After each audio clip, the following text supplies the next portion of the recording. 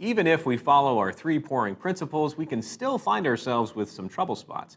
To mitigate these issues, we can pre-pour or brush some silicone directly into these areas. Let's talk about pre-pouring silicone and understanding when and how we should be doing so. Pre-pouring silicone is a technique that utilizes a small batch of silicone rubber that is properly measured and mixed to pre-fill difficult areas on our master before we pour the majority of our silicone rubber.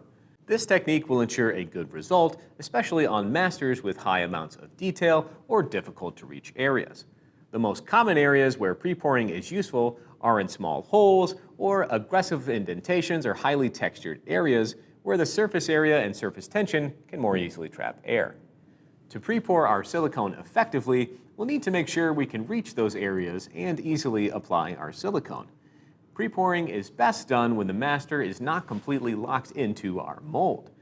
This gives us access to these difficult areas and will allow us to move our master around to ensure every spot is covered.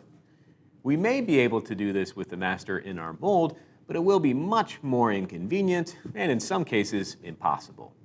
To apply our silicone in these areas, we can either pour our small batch directly into them or, using a small paintbrush, brush our silicone onto the surface, watching for air bubbles as we do so. Once we're done pre-pouring or painting, we can either let our silicone cure overnight before continuing or wait until it's well past its open time to ensure it won't be disrupted by our larger pour. After we're confident we've got any difficult areas handled, we can continue our pouring process.